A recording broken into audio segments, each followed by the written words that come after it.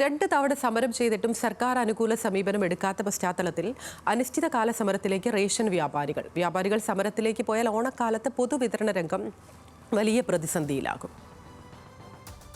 അടുത്ത മാസം പകുതിയോടെ റേഷൻ കടകൾ പൂർണ്ണമായി അടച്ചിട്ട് അനിശ്ചിതകാല സമരം ചെയ്യാനാണ് റേഷൻ കോർഡിനേഷൻ സമിതിയുടെ തീരുമാനം. കട അടച്ച് സൂചനാ സമരം നടത്തിയിട്ടും സർക്കാരിന്റെ കണ്ണു തുറന്നില്ല. റേഷൻ വ്യാപാരികളുടെ ആവശ്യങ്ങൾ അനുഭാവപൂർവ്വം പരിഗണിക്കാമെന്ന് ഉറപ്പു നൽകിയതല്ലാതെ തീരുമാനമൊന്നും സർക്കാർ തലത്തിൽ ഉണ്ടായിട്ടുമില്ല.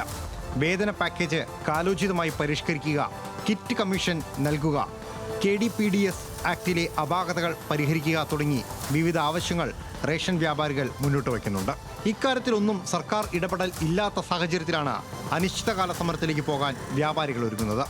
ഇപ്പോഴത്തെ ഈ സാഹചര്യത്തിൽ ഭക്ഷ്യവകുപ്പ് മന്ത്രിക്ക് മാത്രമായിട്ട് ഒരു തീരുമാനം എടുക്കാൻ പറ്റുന്നതില്ല. കാര്യം എന്ന് വെച്ചാൽ ഗവൺമെൻറ്റിന് സാമ്പത്തിക ബാധ്യത അടക്കം വരുന്ന സംഗതിയാണ് വേതന വർധനം എന്ന് പറയുന്നത്. അതിന് കേരളത്തിൻ്റെ മുഖ്യമന്ത്രിയുടെ സാന്നിധ്യത്തിൽ ധനകാര്യ വകുപ്പ് മന്ത്രിയും മറ്റ് ഫൈനാൻസിലെയും മറ്റ് ഉദ്യോഗസ്ഥരടക്കം ഇരുന്ന് ചർച്ച ചെയ്യുന്നെങ്കിൽ മാത്രം ഇതിനൊരു പരിഹാരം ഉണ്ടാവുകയുള്ളൂ.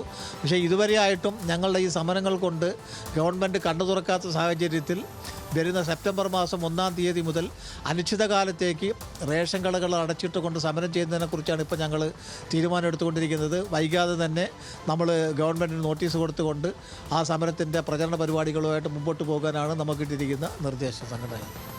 ഓണം അടക്കമുള്ള ഉത്സവ സീസണുകൾ വരാനിരിക്കെ റേഷൻ വ്യാപാരികൾ സമരത്തിലേക്ക് പോയാൽ പൊതുവിതരണ രംഗം പ്രതിസന്ധിയിലായേക്കും. റേഷൻ സമരവുമായി ബന്ധപ്പെട്ട കാര്യങ്ങൾ ഏകോപിപ്പിക്കുന്നതിന് താലൂക്ക് തലത്തിൽ റേഷൻ ഡീലേഴ്സ് കോർഡിനേഷൻ സമിതിയുടെ ചർച്ചകളും നടക്കുന്നുണ്ട്.